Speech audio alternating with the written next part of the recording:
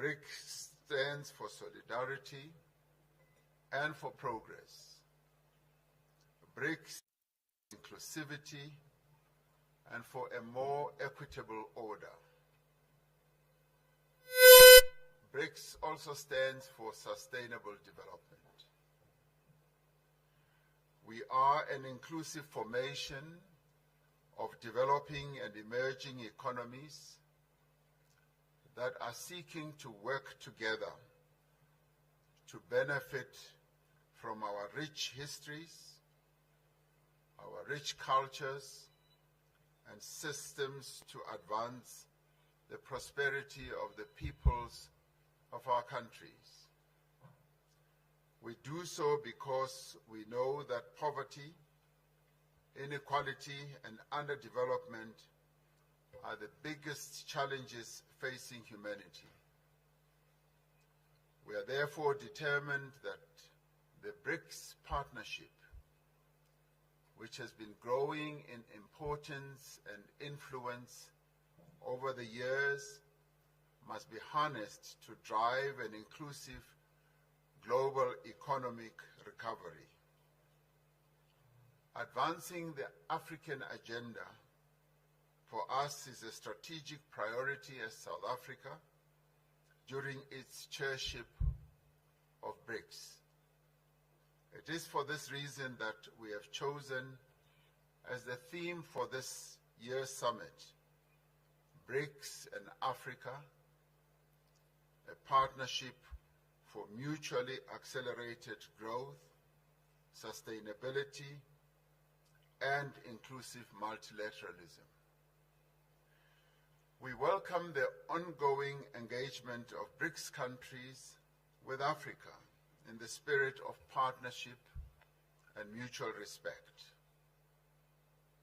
We are pleased that all Brics members, Brazil is re-engaging with the African continent in a meaningful way. Russia has always had really good and meaningful relations with African countries. China has chosen to assist and support Africa with its aspirations for development. And all of us, in the ways that we are involved and engaged, we want to be engaged with Africa. India continues to increase its engagement and its trade with Africa. So as the Brics family, all of us as members, we are deeply invested and deeply engaged with Africa. Our objectives are reciprocal trade and investment.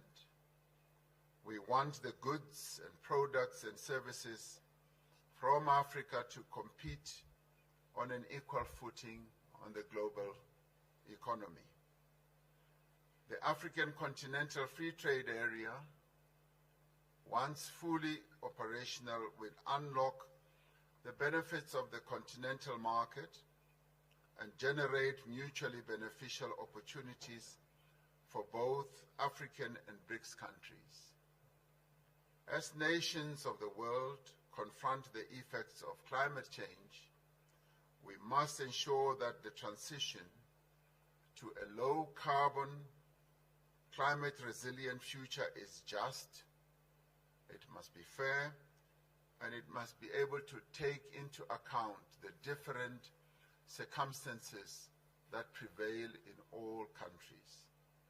In line with this objective, Brics nations need to advance the interests of the Global South and call for industrialized countries to honor their commitments to support climate actions by developing economic progress. The commitments of support that have been made, that have not yet been lived up to, need to be followed through. Peace and stability are preconditions for a better, more equitable world. We're deeply concerned about conflicts across the world that continue to cause a great deal of suffering and hardship to many people around the world. As South Africa, our position remains that diplomacy, dialogue, negotiation, and adherence to the principles of the United Nations Charter are necessary for the peaceful and just resolution of conflicts. We are concerned that the global financial and payment systems are increasingly being used as instruments of geopolitical contestation. Global economic recovery relies on predictable global payment systems and the smooth operating of banking, supply chains, trade, tourism, as well as financial flows. We will continue discussions on practical measures to facilitate trade and investment flows through the increased use of local currencies. This is a matter we believe that further discussions need to take place, particularly amongst our finance ministers. The world is changing. New economic, political, social, and technological realities for greater cooperation between nations is essential. New realities call for a fundamental reform of the institutions of global governance so that they may be more representative and better able to respond to the challenges that confront humanity. While many believe that we should advance the interests of all people, we believe that, yes, as we advance them, the interests of the global South, that we as Brics want to be ready to advance are essential, and in this regard we want to collaborate more, to cooperate more with all countries that aspire to create a more inclusive international order. We are confident that this 15th Brics Summit will advance the cause of common prosperity and progress. We are confident that this 15th Brics Summit will in the end enrich and inspire our work towards the achievement of a much more humane global community. This is what Brics is all about. This is what Brics is committed to achieving. It is a great honor for us as South Africa to have this opportunity to host this 15th Brics Summit and to have in our presence the Brics members as they are represented here. And with those words, I open this session and then call upon one of the young leaders of our country who is also going to have an opportunity to give the words of welcome, but also to give the hope that young people in the Brics countries hope to communicate to all of us. I call upon Ms. Asanda Luata to speak to us. She is the chairperson of the Board of Directors of the National Youth Development Agency that seeks to advance the interests of young people in South Africa. Ms. Ayanda.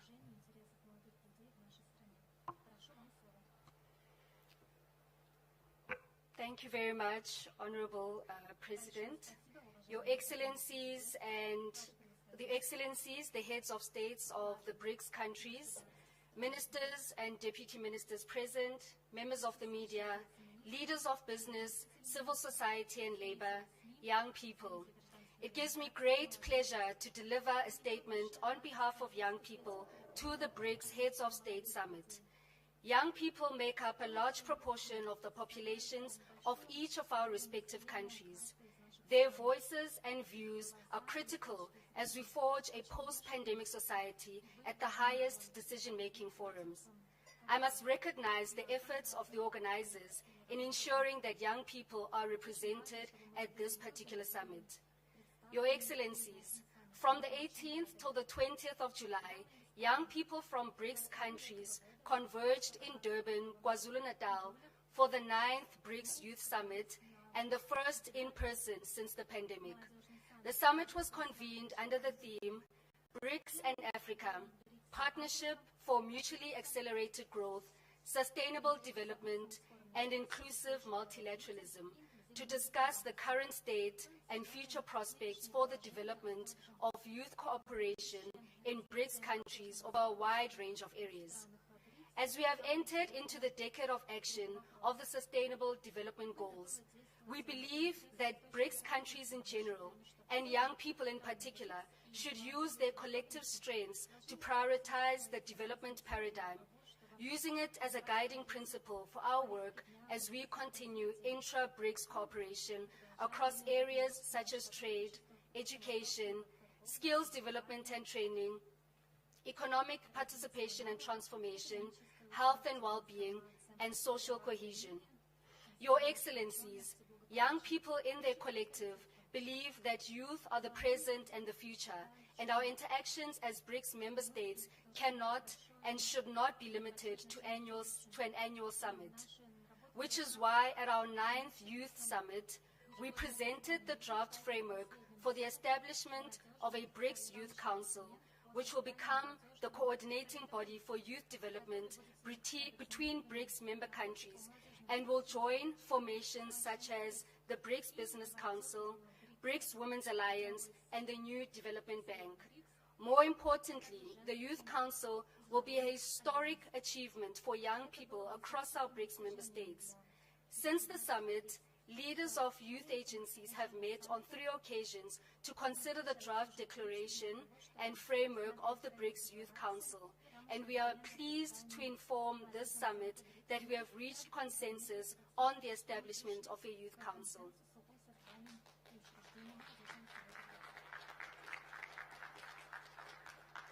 This will allow us to ensure deeper and stronger collaboration amongst young people. We thus implore that this summit endorse our proposal for the establishment of the BRICS Youth Council in its final declaration, in ensuring that new pathways for positive change and innovation can be realized, and in doing so, will further ensure that no young person amongst the BRICS member states gets left behind. I thank you.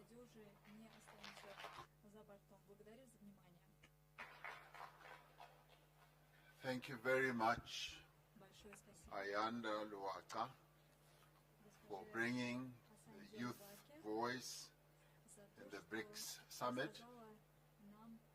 Your proposals, indeed, are very clear and comprehensive, and we will be responding to that. It now gives me pleasure to ask His Excellency, President Luis Lula da Silva, President of the Federative Republic of Brazil, to take the floor.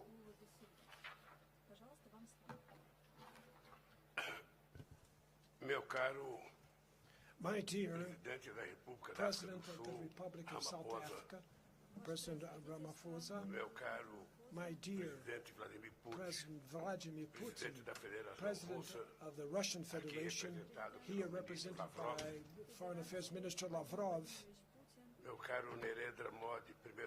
my dear Prime Minister Modi of India, my dear Xi Jinping, President of the People's Republic of China, and my dear sister Dilma Rousseff, the CEO of the New Development Bank,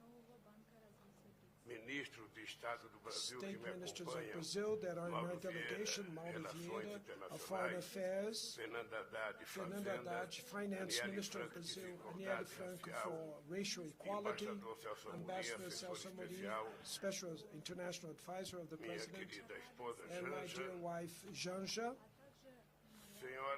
Ladies and gentlemen, members of the Business Forum of the Brics, ladies and gentlemen, members of the Women's Entrepreneur Alliance, and Madam Limbo Zulu, representative of the Business Alliance of Women of Brics, and the youth member, Asanda Luaka.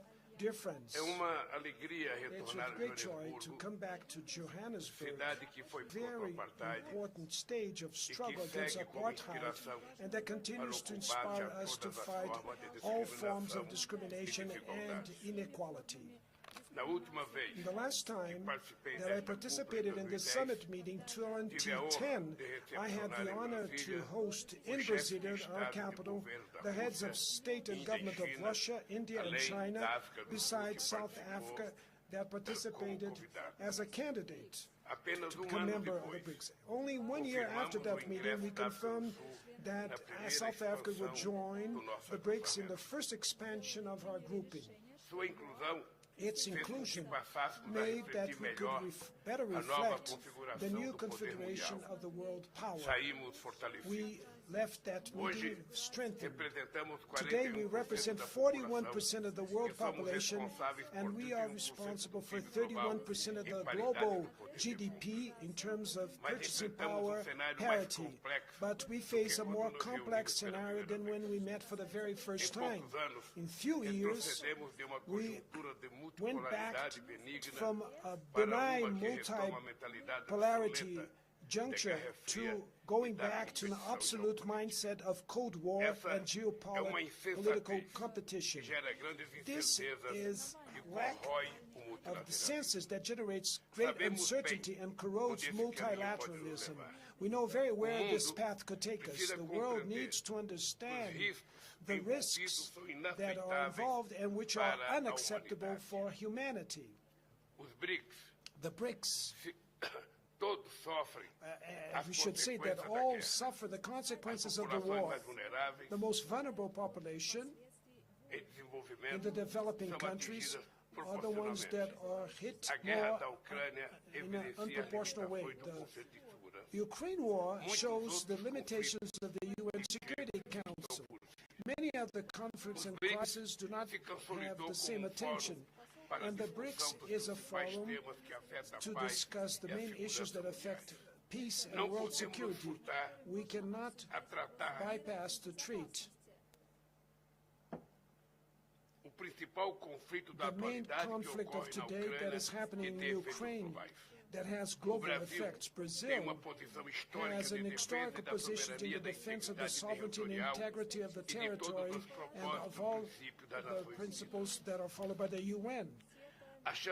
We believe that it is positive that a growing number of countries, amongst them the BRICS countries, also are engaged in direct contact with Moscow and with Kiev.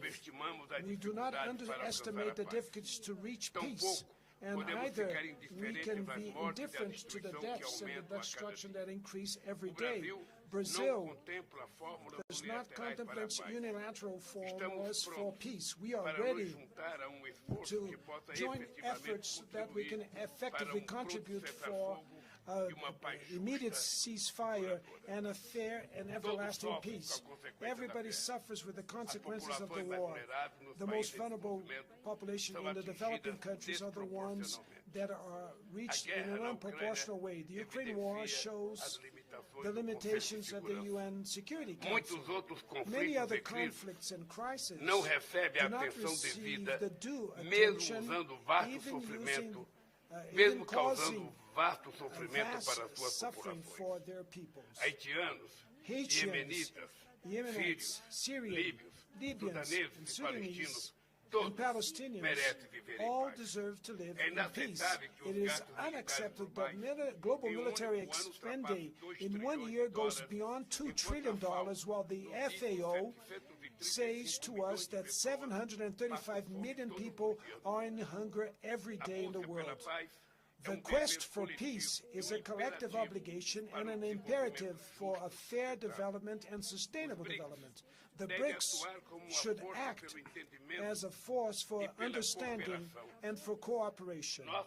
Our willingness is expressed in the contributions given by China, South Africa, and from my own country in all the endeavors to conflict resolution in Ukraine. There are many places while men go to war, the women are the ones that fight for conciliation. The valuation and the strengthening of the role of women in the resolution of conflicts will be more and more central for peace in the world. And more than that, the women's empowerment is a precondition for a full socio-economic development. And paraphrasing Thomas Sankara, a great Pan-African leader, which says, we cannot hope for a society where half of the population is silenced by male chauvinism and by discrimination in political participation and in the world of labor. Dear friends, the weakening of the global governance is also clear in the development agendas, in financing, and in the confrontation with climate change.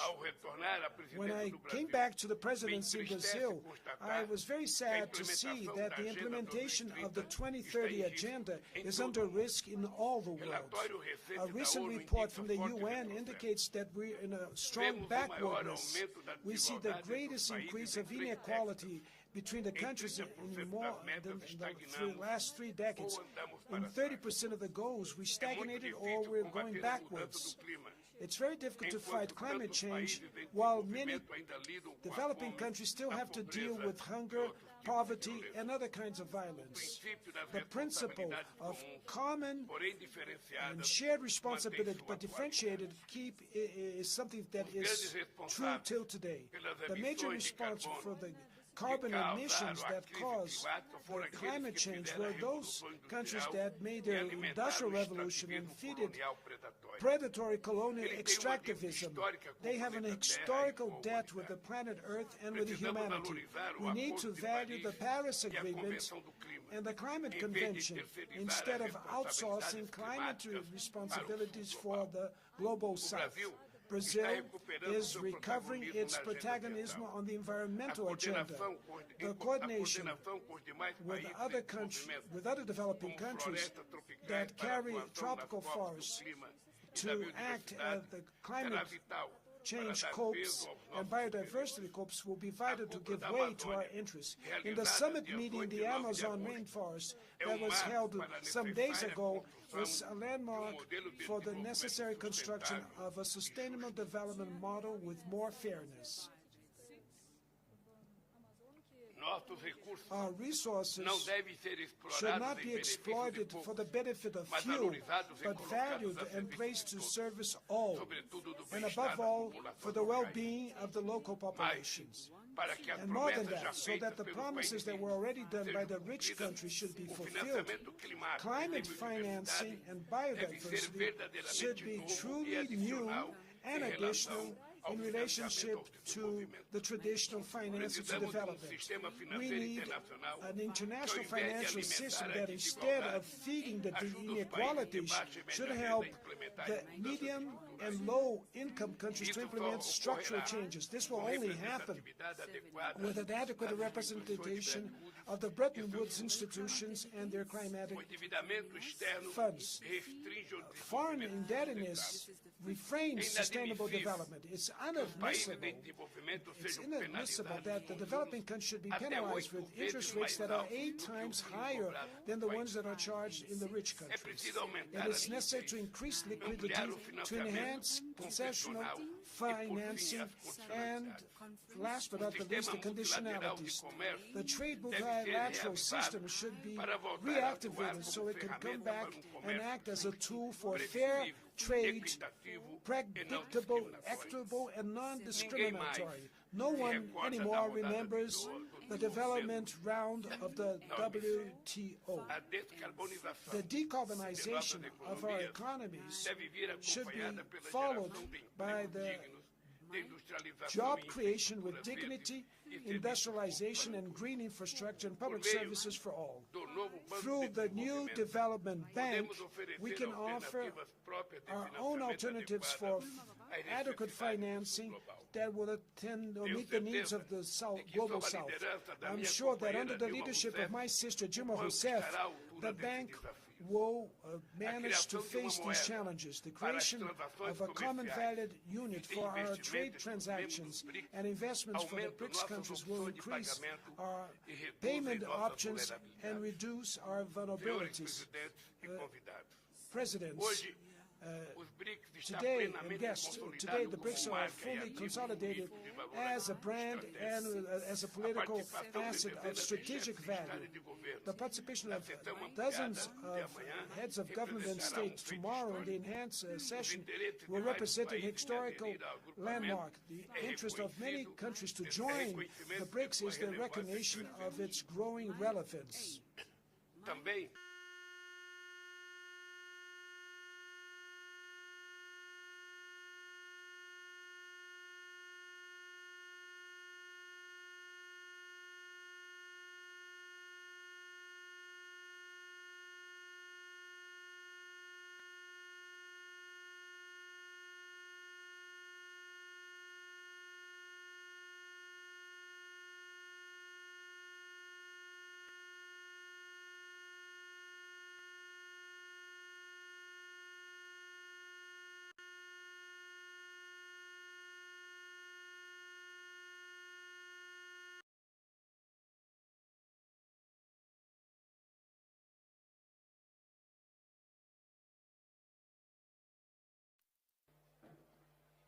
Particularly in relation to the composition of the